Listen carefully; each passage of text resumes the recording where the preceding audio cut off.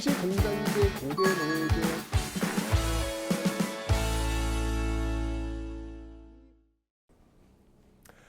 네, 안녕하세요 여러분들. 역사는 체크파. 자, 여러분들 우리 드디어 이제 현대사를 들어왔는데요. 들어가기 전에 그런 생각이 들더라고요. 우리 역사를 쭉 공부했잖아요. 구석기, 돌도끼부터 시작을 했습니다. 그죠? 예, 그 뗀석기부터 출발했어요. 근데 지금 우리가 쓰고 있는 거는 그 반도체 칩이란 말이지. 돌도끼에서 반도체 칩. 야, 이게 어마어마한 변화가 있는 건데 그런 생각이 들더라고요. 돌도끼에서 반도체 칩. 지금 우리는 이 반도체 칩을 가지고 정말 편리한 생활을 하고 있습니다. 여러분 핸드폰으로 모든 걸 다 할 수 있는 것도 이 반도체의 힘 아니겠습니까? 그죠? 그러고 보니까 그런 생각이 들더라고요. 이 돌도끼에서 반도체 칩이 나올 때까지의 보이지 않는 그 수많은 사람들의 고뇌와 실패와 노력과 성공과 기쁨. 와, 이런 것들이 어마어마했겠구나. 정말 우리가 눈으로 셀 수 없는 그 많은 사람들의 그 선물을 우리가 지금 누리고 있구나라는 생각이 들었어요. 그러면서 문득 이런 생각이 들더라고요. 여러분들 우리가 먹는 밥, 내 입에 들어오는 밥, 내 입에 들어와서 나를 생존케 해주는 그 밥, 그 밥이 될 때까지 누군가가 자신의 노동을 쏟아서 쌀을 만들었을 것이고, 그리고 상품으로 만들었을 것이고, 그리고 저는 그걸 먹는 거 아니에요. 혹시 여러분들이 드시는 그 밥을 누가 만들었는지 한번 고민해 보신 적은 있나요? 생각해 보신 적은 있나요? 그런 것 같아요. 우리가 역사를 배우잖아요. 역사를 배우는 거, 제가 항상 늘 얘기지만 역사는 사람을 만나는 인문학이다라는 이야기를 많이 했는데, 그 사람과 사람 사이에서 만들어진 그 관계의 그물을 우리가 찾아가는 여정, 저는 그게 역사를 공부하는 게 아닐까라는 생각이 듭니다. 보이지 않죠. 그래서 우리는 잘 놓칠 수 있습니다. 하지만 보이지 않고 놓칠 수 있는 것들을 보고 놓치지 않으려고 노력하는 것, 그게 바로 사람에 대한 존중이고 인간에 대한 예의라는 생각이 드는 것이죠. 나 하나의 어떤 이 몸뚱아리 하나를 살리기 위해서 얼마나 수많은 많은 사람들이 관계하고 있는지, 그런 것들을 한번 고민해 보는 것이 진짜 역사를 배우는 과정이다 생각하시고 오늘 강의 시작하겠습니다.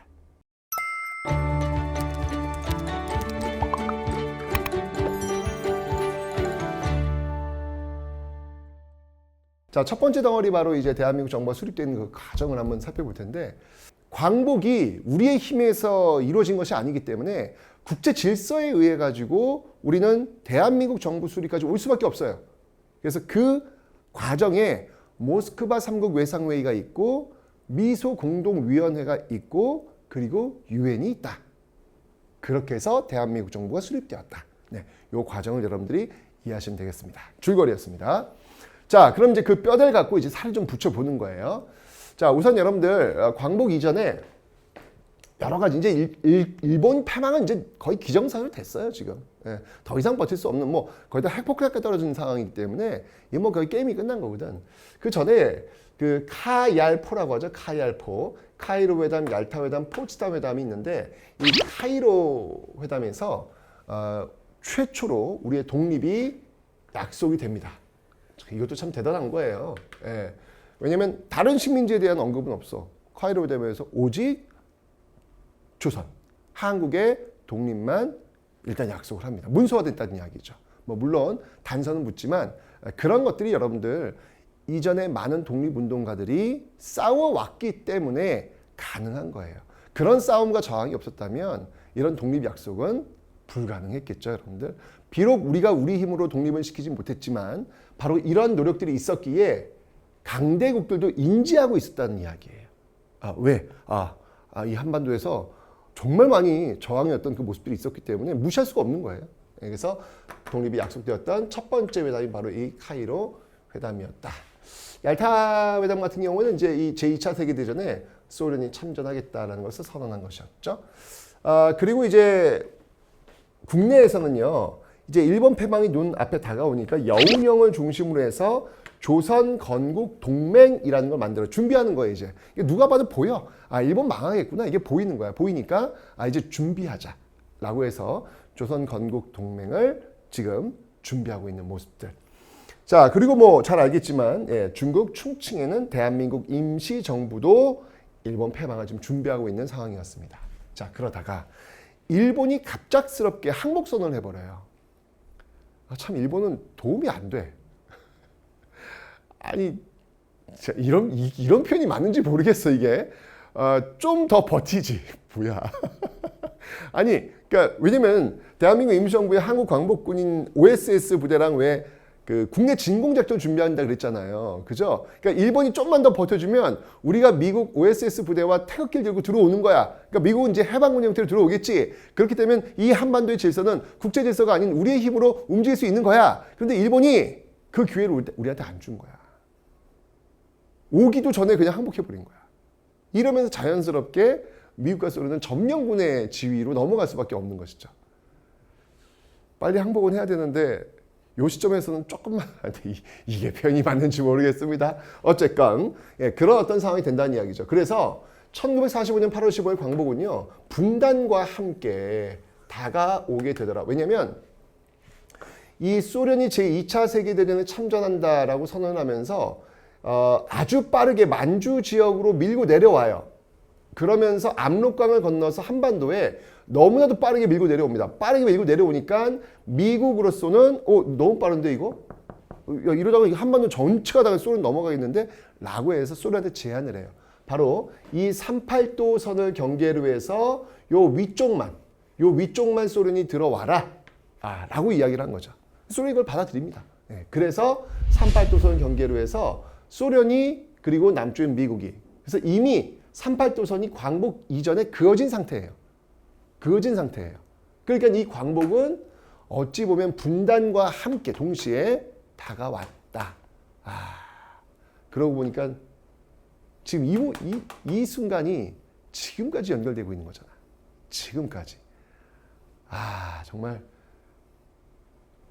이 순간의 선택이 이렇게 몇십 년을 지금 좌지우지하고 있습니다. 그죠?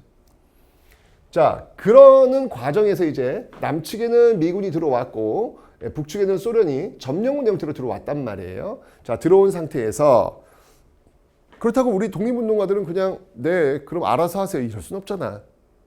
우리도 나름대로 어떻게든 준비를 해야 될 거 아닙니까? 그죠?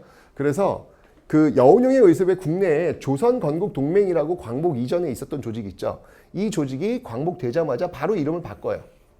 바로 건국준비위원회, 건준위라고 합니다. 건국준비위원회로 이름을 바꿉니다. 조선건국동맹에서 조선건국준비위원회. 이제 준비하는 거야, 준비하는 거. 그죠? 이렇게 이제 바꿨는데, 조선건국준비위원회, 이 건준위가 가장 중요시하겠던 건 뭐냐면요.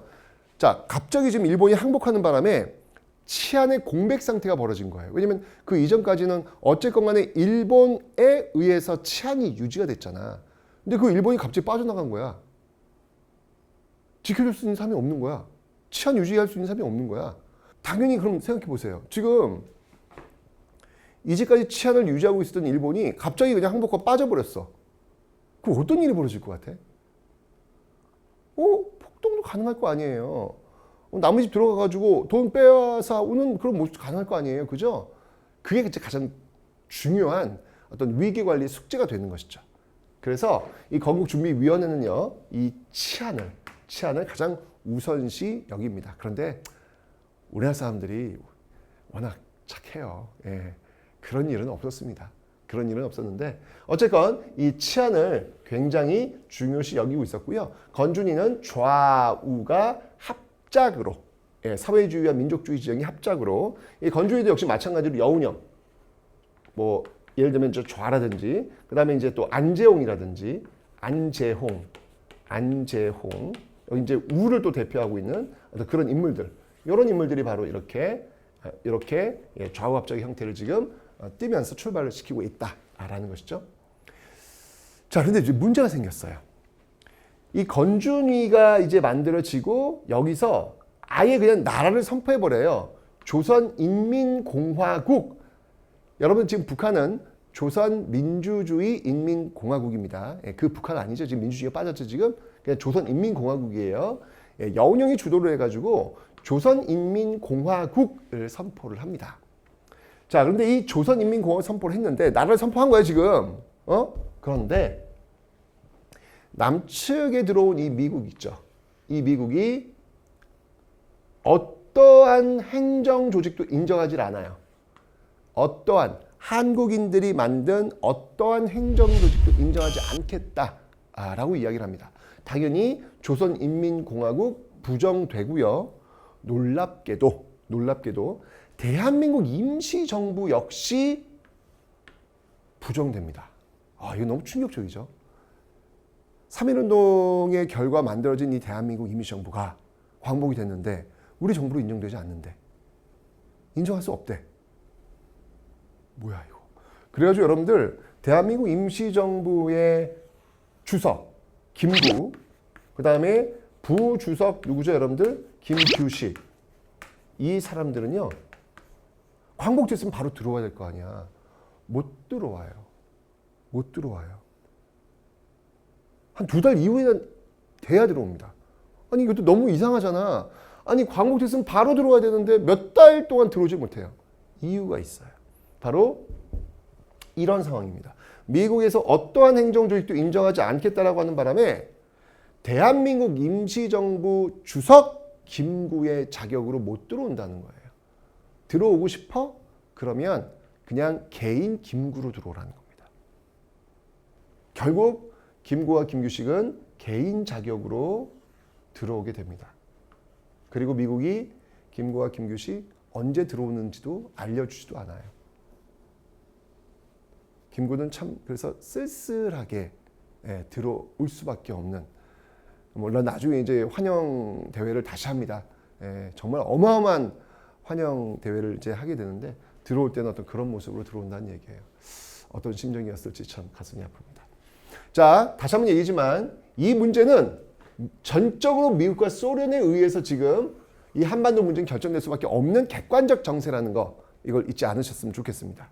자, 그러니까 당연히 그들의 주체에 의해서 회의가 열립니다. 그게 바로 모스크바 3국 외상회의라는 거예요. 바로 열립니다. 1945년 12월에 바로 우리 모스크바에서 3국이 만납니다. 이 3국은 미국, 소련, 영국, 이 세 나라가 만나는 것이죠. 여기서 이제 뭐가 결정되냐면 임시정부를 수립하겠다. 굉장히 중요한 게 결정이 돼요. 자, 이 땅 한반도에 임시정부를 수립하겠대요. 한반도 한국인들이 운영하는 임시정부를 수립하겠대요. 정말 다행이죠. 그런데 조건이 있어요. 일정 기간 동안 신탁 통치를 하겠답니다. 이 3국, 미국, 소련, 영국, 그리고 중국. 4개의 나라가 신탁 통치를 하겠다는 거예요. 특정 기간 동안. 그러니까 완전한 독립은 아니라는 이야기죠.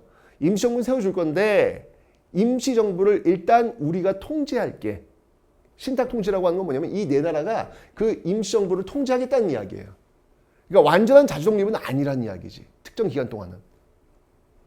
이 문제를 해결하기 위해서 실제적으로 지금 미국과 소련이 지금 여기 점령을 들어왔잖아. 그죠? 그러니까 영국 뭐 조금 멀어지죠. 중국도 지금 바빠. 지금 중국은 지금 안에 지금 공산당 모태통하고 지금 장기세이 싸워야 되기 때문에 정신없어 지금. 빠지고. 그러니까 실질적으로 미국과 소련밖에 남지 않아요. 이 한반도 문제의 주체는 이 2나라라고요. 그래서 이 문제, 모스크바 3국 외상회의 이 문제를 좀 더 구체화시키기 위해서 미국과 소련이 만나는 거야. 이걸 공동위원회라고 합니다. 미소 공동위원회를 열기로 합의를 봐요. 자, 요 세 가지 임시정부 수립한다. 그러나 일정 기간 동안에 그 임시정부 신탁 통치한다. 강대국들이 이 문제를 해결하기 위해서 실질적 당사자를 할 수 있는 미국과 소련이 공동위원회 연다. 요게 이제 결정이 된 거예요. 자, 요게 이제 딱 결정이 되니까 다시 한번 얘기지만 아쉽죠. 지금 여러분들 지금 이게 우리 문제인데 지금 우리가 지금 결정 못 하고 있는 상황이야. 근데 이해는 해야 되는 거예요. 지금 왜 그런지를 제가 설명드렸습니다. 자, 이런 상황 속에서 이 모스크바 3국 외상회의가 알려지는데 그때 이 동아일보에서 오보가 나가요. 어떤 오보가 나가냐면 임시정부 수립 이야기가 나가질 않아요. 오로지 신탁 통치 이야기만 나간 거야. 동아일보에. 받아봤어. 뭐야? 신탁 통치? 미친 거 아니야? 이거 우리 독립 아니잖아. 당연히 이런 반응 나올 수밖에 없잖아요.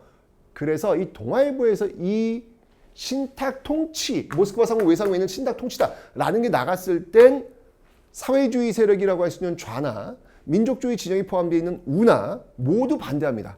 당연하겠지. 이거 누가 찬성하겠어요. 그죠? 그런데 나중에 이 좌익 진영에서 알아보니 임시정부 수립이라고 하는 내용이 있더라라는 거예요. 그러면서 이 좌익 진영은요, 맨 처음엔 반대했지. 이 내용이 없을 때는. 근데 이 내용이 있다고 안 순간 좌익은 입장을 바꿉니다. 일단은 임시정부를 빨리 세우고 우리가 그 신탁 통치 기간을 줄여 나가자 라고 이제 입장을 선회한 거예요. 그래서 이 좌익 진영은 맨 처음에는 이 동아일보에 오보가 나갔을 때는 반대하다가 다시 이 임시정부 수립이라는 내용이 있다는 걸 안 순간 입장을 바꿔가지고 모스크바 3국 외상회의를 총체적으로 지지하겠다라는 입장으로 바꾸게 됩니다. 반면 민족주의 진영이라 할 수 있는 이 우는요. 임시정부 수립이 있건 뭐가 있건 다 필요 없다. 신탁 통치라고 하는 내용이 있으면 이건 말이 안 된다. 애초부터 이거 빼라 라고 하면서 이 우익 진영은 모스크바 3국 외상회의를 반대하게 되는 것이죠. 자, 그런데 이 과정에서 이 모스크바 3국 외상회의를 지지하는 좌익 진영과 모스크바 3국 외상회의를 반대하는 이 우익 진영 간에 엄청난 대립이 진행이 됩니다. 이걸 이제 좌우 대립이라고 하죠. 좌익과 우익의 엄청난 대립이 벌어지게 됩니다. 이 좌우의 대립이 너무 심해지는 거예요. 굉장히 가슴 아픈 상황인데, 그리고 여기서 또 어떤 일이 벌어지는지 알아? 여러분이 광복되면 이젠 죽었다. 누구겠습니까? 친일파들 아니야. 민족반역자들. 그죠? 근데 그들이 이 좌우 대립이 벌어지는 이 틈을 타면서 내가 살 수 있는 기회가 생겼다. 이거네. 열렬한 반공주의자로 변신을 합니다. 그러면서 이 우익 진영으로 스며들어가죠. 이러면서 더욱더 이 좌익을 때리는 그 선봉에 서는 역할을 하면서 열렬한 애국자로 둔갑하는 시도를 보이게 됩니다. 이건 진짜 이거는 아니지. 이거는 아니지. 그죠? 근데 제가 얘기했지만 이런 국제 정세 속에서 이 첫 단추가 잘못 끼워지다 보니까 말도 안 되는 상황들이 지금 벌어지고 있는 거예요. 이 상황이. 자, 이 좌익을 지지하는 그 대표적인 세력이 이제 박헌영, 우익에 이제 신화주 반대하는 세력들이 이제 이승만과 김구 이런 세력들이 있습니다.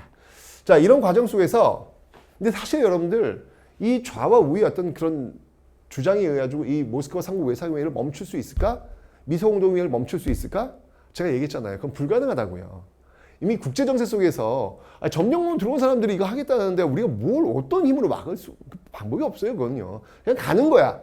이들에 의해서 그냥 가는 거야. 그건 어쩔 수가 없어요. 지금요. 상황 자체 그렇단 말이에요. 결국은 46년도가 되었을 때 모스크바 3국 외상회의에서 열기로 했잖아. 바로 이 미소공동위원회. 그죠? 예, 그래서 열립니다. 이게 바로 1차 미소공동위원회다라는 것이죠. 자, 이 1차 미소공동위원회 열렸는데 한반도의 운명을 결정짓는 굉장히 중요한 회의. 이게 이제 덕수궁 여러분 석조전에서 열립니다. 덕수궁 석조전에서 열립니다. 덕수궁이면 여러분들 왜 그 서양식 건물 하나 있어요. 거기서 이제 이 미소공동위원회가 열리는 거야. 역사적인 어떤 그 순간이죠. 그런데 여기서 미국과 소련이 둘이 싸워. 왜? 1차 미소공동위원회에 참여시킬 조선인들, 한국인들을 어떤 사람으로 참여시킬 것이냐에 대한 자격을 갖고 미국과 소련이 붙어요.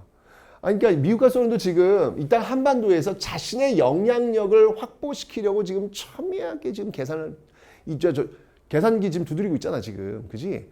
그런 상황 속에서 이 소련은 뭐냐면 미소 공동위원회에 참여시킬 그 사람들은 이 미소 공동위원회가 이거 왜 열리는 거냐 이거 왜 열리는 거예요? 모스크바 삼국 외상회의의 결과로 열리는 거 아니야, 그죠? 그러니 모스크바 삼국 외상회의를 찬성하는 사람만 들어와야지. 아니 모스크바 삼국 외상회의를 반대하는 사람들이 여기를 왜 들어와? 전제가 틀리죠. 전제가 들어올 수 없어 라고 소련을 얘기하는 거예요. 오로지 찬성하는 사람만. 반면에 미국은 그게 뭐가 중요해? 한반도 문제를 이야기하고 싶은 한국인이라면 누구든 들어올 수 있어야지. 아니, 왜냐면 여기는 한반도잖아. 어차피 그들이 정부를 만들 거고 그들이 이끌어 나갈 건데 누구나 들어와서 이야기를 할 수 있어야지. 판을 벌어줘야 돼 라고 이제 미국은 주장하는 거예요. 미국은 누구나 다. 소련은 모스크바 삼국 외상회의를 찬성한 사람만. 자, 그러면 모스크바 삼국 외상회의를 찬성한 사람들이 누구예요? 좌익아냐. 그러니까 이 소련은 뭐야? 자기 색깔이 강한 사회주의자들, 그들만 들어오게 해서 자신들의 어떤 정부를 만들겠다는 의도가 보이는 거 아니겠습니까 지금? 그죠? 미국은 뭐예요? 미국은 이 우익진영 워낙 단체가 많거든요. 대거 들어와서 다수를 참여시켜가지고 이 한반도를 미국의 영향력을 끌고 가겠다. 그 의도가 보이는 거 아니야 지금 서로. 지금 계산기 지금 두드리고 있단 말이야 지금. 그죠? 결국 합의점을 못 찾아요. 휴회됩니다. 다음에 다시 만납시다. 휴회. 근데 이때 정치인 이승만이 이 모습을 딱 보고 감 잡은 거야. 한반도는 미국과 소련의 대립이 있는 이상 이 땅 한반도 문제는 빠르게 해결될 수 없다. 그래서 정읍에서 이 상황을 보고 정읍에서 유명한 발언을 해요. 그 유명한 발언이 뭐냐면 일단 그러면 남한만이라도 정부를 빨리 세워서 저 무지막지한 소련을 격퇴시킵시다 라고 얘기를 하는 거예요. 신속하게 빨리 정부 세워가지고 저 소련을 격퇴시킵시다 라고 이야기를 하는 거예요. 자, 사실 이 좌우 대립이 지금 있었지만 근데 여러분 보세요. 남한만이라도 정부를 세운다고? 그럼 뭐야? 북한에도 그럼 정부가 세워진다고? 남한에도 정부가 들어서고 북한에도 정부가 들어설 수 있다고? 그럼 뭐가 되는 거야? 우리 분단되는 거야? 이승만의 정읍 발언은요. 엄청난 충격으로 다가옵니다. 자, 이렇게 되면서 좌우에 있는 중도 인사들이 야, 이건 위기다. 이러면 안 되겠다. 우리 싸우지 말자. 우리라도 중도, 좌, 중도, 우 이 세력이라도 하나를 뭉쳐서 양쪽에 있는 좌와 우를 끌어당기자. 그래서 분단되는 것만이라도 막자. 라고 하는 이승만 정읍 발언 이후에 좌우 압작 운동이 전개된 배경이 바로 여기서 나오는 거예요. 위기의식을 느낀 것이지. 이렇게 앞에처럼 막 좌우 막 싸웠다가 난리 나겠다. 그래서 좌우 압작 운동을 전개하고 이거를 이 좌우 압작을 전개했던 대표적인 인물이 여운형, 또 여운형 나오죠. 아까 그 조선건국동맹, 조선건국준비위원회 여기 지금 또 여운형 나와요. 여운형이라는 인물이 이 당시에 굉장히 어떻게든 이걸 하나로 만들어 보려는 노력을 굉장히 많이 했던 정치인이고요. 연설도 엄청 잘하고요. 얼굴도 잘생겨가지고요. 정말로 인기가 많았던 그런 정치인 중에 한 명입니다.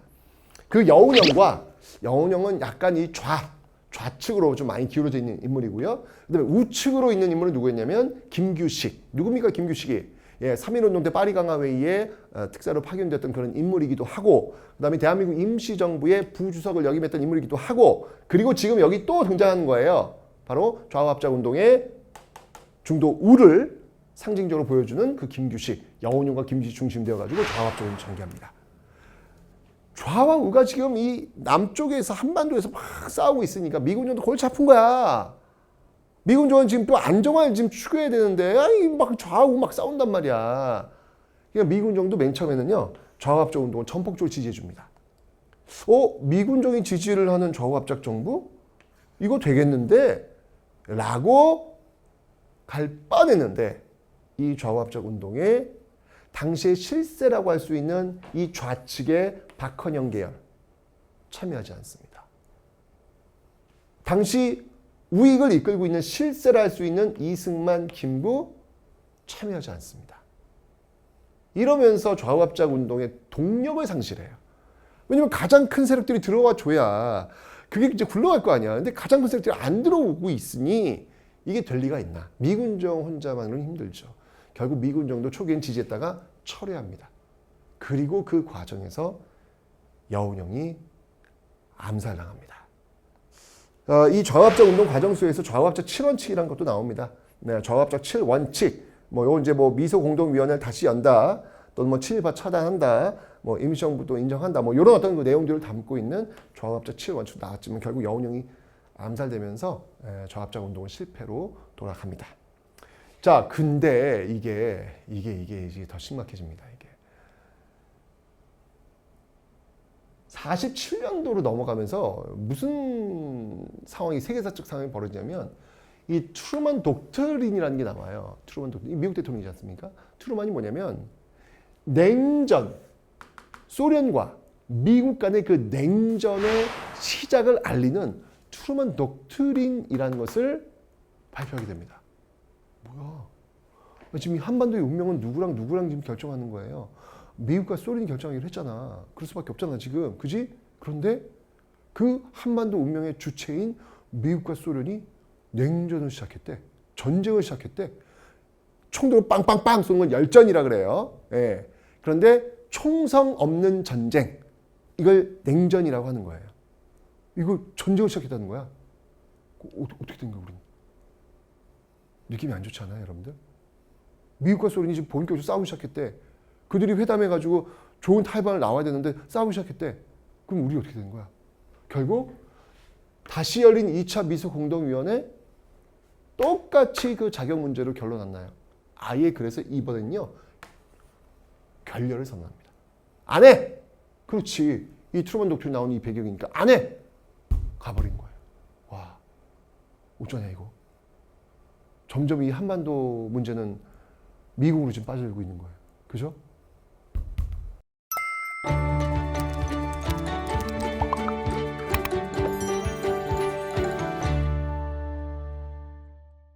이런 과정에서 미국이 한반도 문제를 어디로 넘기냐면 미소공동위원회에서 결정 안 되겠다 야 이거 이건 안 되겠다 라고 하면서 결국 이 문제를 유엔으로 넘깁니다.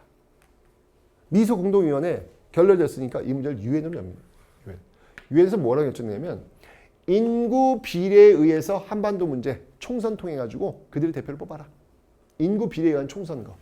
이게 이제 결정이 된 거예요. 유엔에서. 근데 유엔은 당시 여러분들 미국의 영향력에 있는 그런 기구나 마찬가지거든요. 거기서 이제 이렇게 결정되는 거예요. 그래서 결국 한국임시위원단이 파견돼. 근데 여러분들 인구 비례에 의한 총선거래. 인구는 어디가 많니? 남한이 많니? 북한이 많니? 남한이 많잖아. 그럼 남한의 대표들이 많이 나올 것이고 자연스럽게 미국 중심의 어떤 질서로 가는 거 아니야? 이게 눈에 보이잖아. 소련이 당연히 이거 찬성할 반대할까? 반대하겠지. 반대하겠지 당연히. 소련 거부하는 거예요. 결국 다시 이 문제가 유엔 소총회로 넘어옵니다. 그래서 여기서 다시 결정되는 거예요. 그러면 가능한 지역만이라도 총선거를 해라. 대박. 이거 앞에서 이승만의 정읍 발언의 결과 아니야? 이승만의 정읍 발언이 뭐야? 남한만이라도 일단 정부 세우자는 건데 지금 여기 가능 지역 남한만이라도 지금 총선하는 얘기 아닙니까 이게? 그죠? 결국 이렇게 된 거야 지금. 그래서 열린 게 바로 1948년 50총선이라는 겁니다. 자, 지금은 지금 남북이 분단된 상태이기 때문에 여러분들이 이게 뭐 당연한 어떤 그 모습으로 생각할 수 있었는지 모르겠지만 이 당시에는 이걸 굉장히 심각하게 받아들입니다. 우리가 분단된다고? 우리가 나뉜다고? 한반도가 두 개가 된다고? 용납할 수 없는 거예요, 이 당시에는요. 당시 이 50총선에 반대했던 대표적인 인물이 김구입니다, 김구. 여러분, 백범 김구가 누구예요? 우익진영이에요, 우익진영. 그러니까 이 50총선에 반대했던 세력은 좌익, 우익 할 것 없이 다들 충격으로 받아들인 거야. 왜냐면 50총선이 남한만 생기면 북한이 정부 들어설 거 아니야 지금. 그러면서 이 백범 김구가 이야기합니다. 3천만 동포에게 엎드려 울며 고합니다. 나는 38선을 베고 쓰러질지언정 남한만의 단독 정부 수립에는 참여하지 않겠습니다. 라고 선언을 하는 거예요. 이거는 아니다. 이거는 우리 민족의 죄를 짓는 것이다. 이래서는 안 된다. 라고 이야기했던 백범 김구의 3천만 동포에게 읍고함이라는 글이 나오게 된 배경입니다. 저는 백범 김구가 지금 굉장히 많은 존경을 받고 있는 그 모습, 그런 어떤 이미지를 아주 각인시켰던 장면이 바로 이 장면이 아니었을까. 모든 걸 다 내려놓겠다는 거 아니겠습니까? 그죠? 예, 이 장면이었던 것 같아요. 자, 이런 우익 측의 반대뿐만 아니라 좌익 측의 반대도 있었습니다. 자, 그 좌익 측의 반대의 과정 속에서 나온 게 바로 이 제주 4.3 사건이라는 거예요. 1948년 4월 3일. 이 50총선 열린다는 소식이 들리니까 반대를 한 거예요. 이 당시에 그 좌익 진영을 이끌고 있었던 당이 어떤 당이면 노동당입니다. 노동당. 남쪽에 있는 당에서 남조선 노동당, 그래서 줄여서 남노당이라 그래요. 예, 좌익 진영 당입니다. 이 남노당이 중심이 되어가지고 제주에서 폭동을 일으킵니다. 자, 제주에서 폭동을 일으키니까 당연히 이 당시 아직 대한민국 정부 수립되지 않았으니까 미군정 하겠죠. 진압 들어옵니다. 진압 들어오는데 그 과정에서 이 폭동을 일으켰던 남로당 세력들을 제거해야 되는데 이 과정에서 이 제주도 전체를 레드 아일랜드, 빨갱이의 섬으로 낙인을 찍어버리고요. 예, 그래서 뭐 제주 4.3 특별법 뭐 이런 것들이 노무현 정부와 연결이 돼 있고요. 결국 이 제주 4.3 사건 당시에 이 제주에서 이 4.3 사건이 벌어지면서 50총선은 제주도에서는 일부 지역에서 치러지지 못합니다. 제주에서는요. 예, 이런 일들이 벌어지고 있으니까 이게 선거가 치러지겠어요, 여러분? 이런 일들이 있다는 거 너무 가슴 아픈 일이죠, 이게 지금. 자, 이런 어떤 이 과정 속에 또 어떤 일이 있냐면 나중에 제 설명드릴게요. 이 남북 협상이 또 벌어집니다. 아까 제가 얘기했지만 이 백범 김구가 지금 3천만 동포에 읍고했잖아. 근데 이게 지금 이제 상황은 지금 계속 가고 있단 말이에요. 지금 그죠? 왜냐면 이게 지금 미군의 어떤 그 병역 속에서 유엔 통해서 나오고 있으니 이걸 어떻게 막겠어? 그래서 이 김구와 또 김규식 등장하죠, 여러분들.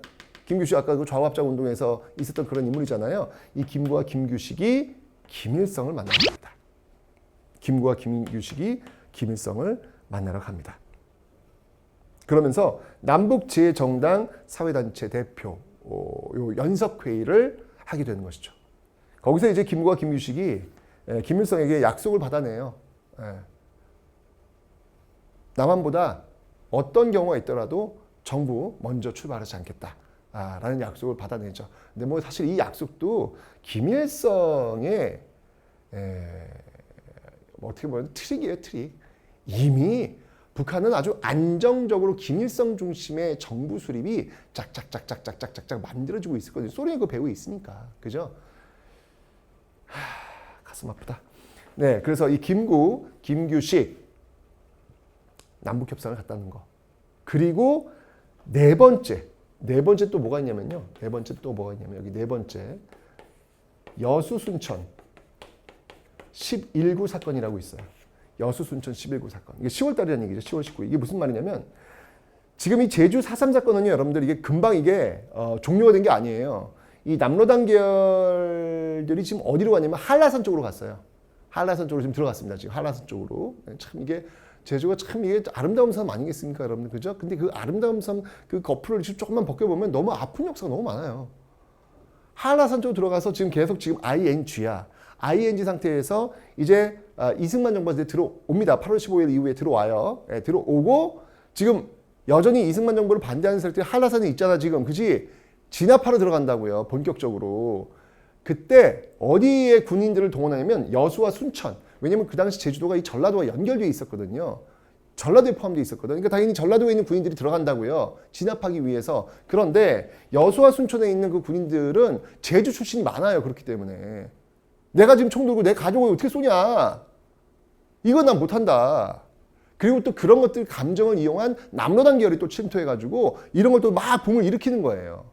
결국은 여수와 순천에서 진압하려고 들어가야 된다는 그 군인들이 반란을 일으킨 것이죠. 이게 바로 여수 순천 11구 사건이에요. 이러면서 또 이 반란군을 진압하기 위해서 또 진압군이 들어갔잖아. 근데 그 과정에서 또 민간인들에 대한 학살이 어마어마하게 이루어집니다. 너 빨갱이 가족이지. 너 빨갱이 도와줬지. 서로 손가락질. 그냥 손가락질 한 사람이 죽는 거야. 이런 일들이 막 비일비재하게 벌어지는 거예요. 이거 얼마나 아프냐고. 얼마나 아프냐고. 가슴 아픈 사건입니다. 서로 그러니까 이거에 이런 어떤 이 결정과 서로 너랑 나랑 색깔이 다르지. 넌 빨갱이 손가락 너 뭐 이거 딱 죽게 되는 어떤 이 모습의 결정판이 뭐야? 그 결정판이 6.25 전쟁으로 가는 거예요. 이런 것들의 결정판이 6.25로 간다는 얘기지. 얼마나 무섭습니까, 여러분들? 그죠? 자, 그 과정에서도 50총선은 치러집니다. 50총선은 그냥 치러집니다. 이거는 제가 얘기했어요. 이거는 막기가 굉장히 어려워요. 왜냐하면 그 이유는 제가 아까 설명드렸지만 1945년 광복의 어떤 그 배경을 여러분이 이해하시면 되는 것이죠. 이게 지금 국제 질서 속에서 미국의 소련 점령에 들어와서 가는 거기 때문에 이걸 막을 수 있는 어떤 그런 힘은 사실상 불가능하다는 얘기죠.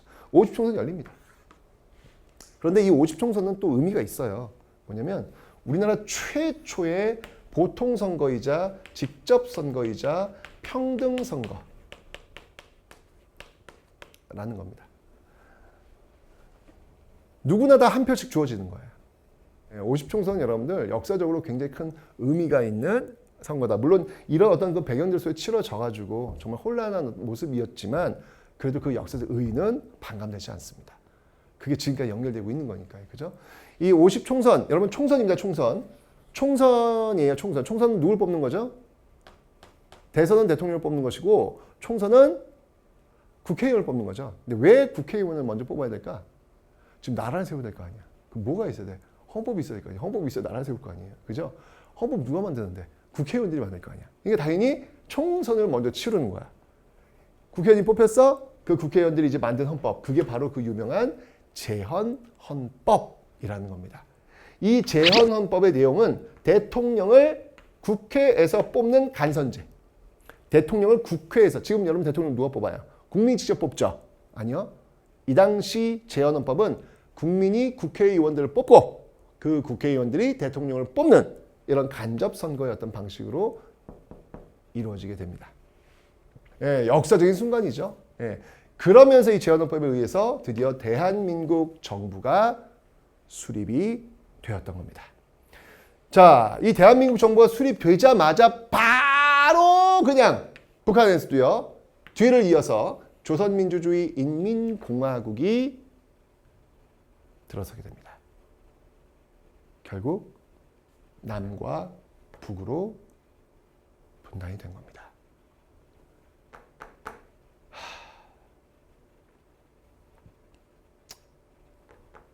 지금 우리 모습의 어떤 출발이 이 시점에 이제 이루어지게 된 거네요.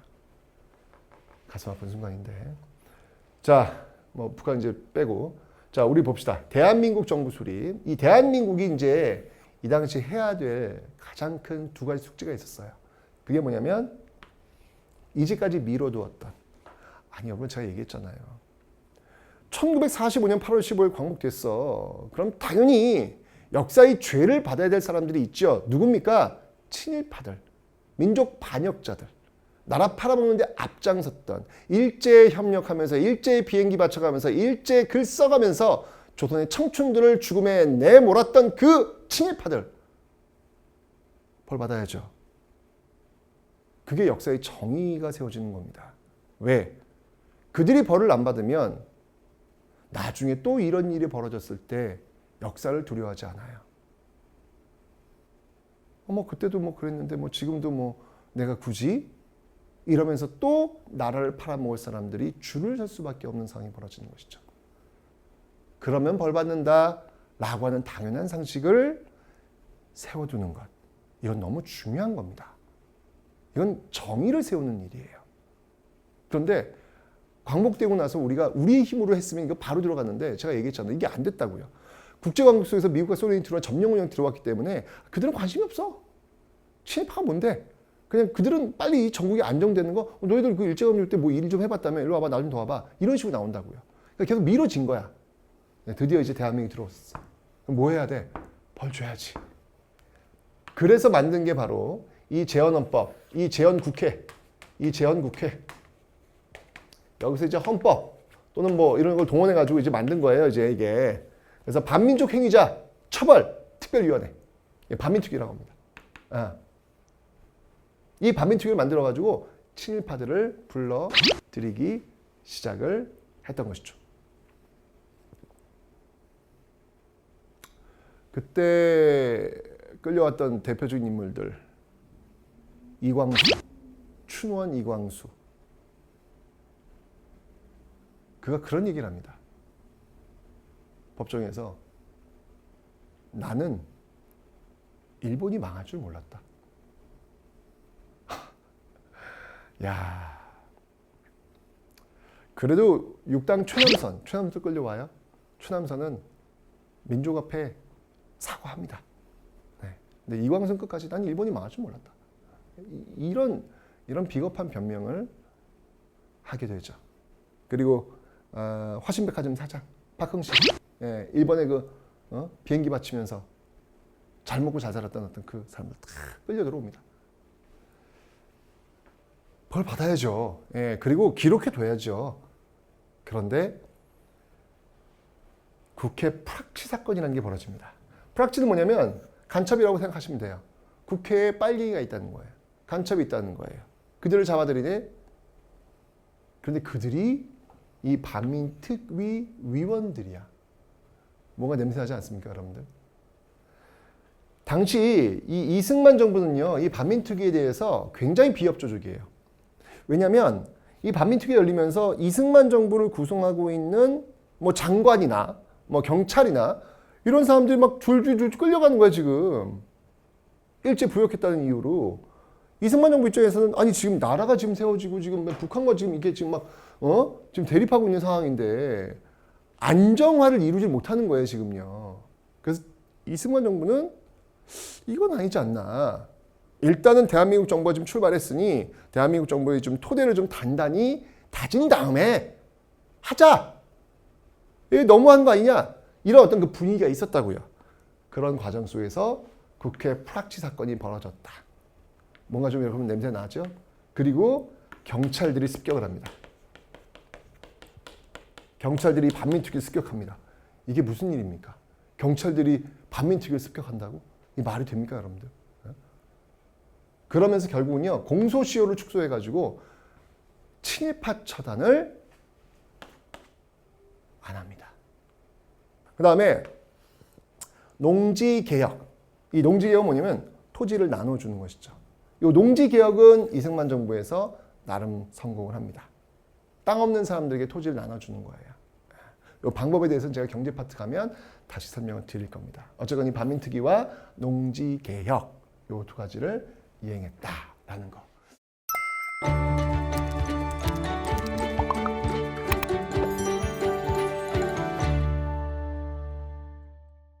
자, 이렇게 해서 대한민국 정부, 그 다음에 조선민주주의 인민공화국 들어왔는데요. 자, 이제 이 조선민주주의 인민공화국 김일성이 남침을 합니다. 그래서 나온 게 바로 6.25 전쟁이 되는 것이죠. 자, 6.25 전쟁 어떤 내용일까요?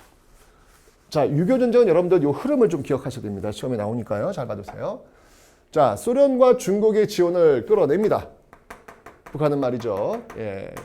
자, 그리고 또 하나의 그 좋은 환경이 뭐였냐면 애치슨, 미국에서 애치슨 선언이 나오는데 이 애치슨 선언의 내용은 뭐냐면 미국이 극동방위선 라인을 정했는데 우리나라가 빠져. 일본만 들어가. 뭐야? 그럼 김일성이 얘기했지. 뭐야? 미국이 대한민국 버렸네. 기회는 이때네라고 오판할 여지가 있겠죠. 그런 과정에서 소련의 탱크라든지 중국의 조선의용군이라든지 군대 지원을 받아가지고 착착착 준비를 하다가 드디어 1950년 6월 25일 1950년 6월 25일 동족상전의 비극을 일으키게 됩니다. 탱크를 앞세워가지고 밀고 내려왔죠. 밀고 내려와서 거의 정말 전광석화처럼 밀고 내려갑니다. 그래서 낙동강 방어선. 낙동강 넘으면 바로 여러분 대구고요. 바로 내려가면 부산이에요. 정말 너무 가볍게 이 한반도가 적화 통일될 수 있는 그 위기의 순간이었죠. 이 낙동강 방어선을 지금 유엔군과 국군이 만들어 놓고 여기서 치열한 전투를 벌이죠. 그 대표적인 전투가 바로 다부동 전투라는 겁니다. 다부동 전투. 다부동 전투. 왜 여러분 낙동강 오리알 된다라는 말 있죠? 그것도 뭐냐면 그 당시에 이 총격이 가지면서 낙동강 라인에 있었던 그 인민군이 총이 맞고 낙동에 빠지는 그런 모습들이 또 회자가 되면서 낙동강 오리알 신세 이런 어떤 표현들이 막 그런 데 나오는 거예요. 얼마나 치열한 싸움이 벌어지면 대표적인 다부동 전투가 여기서 나오는 겁니다. 당연히 이제 이 과정에서 이제 수도는 부산으로 옮겨가죠. 부산으로 이제 임시수도가 되었습니다. 자, 거의 절체절명의 그 위기의 순간에 이걸 뒤엎는 사건이 벌어지죠. 그게 바로 인천 상륙 작전이라는 겁니다. 인천 상륙 작전.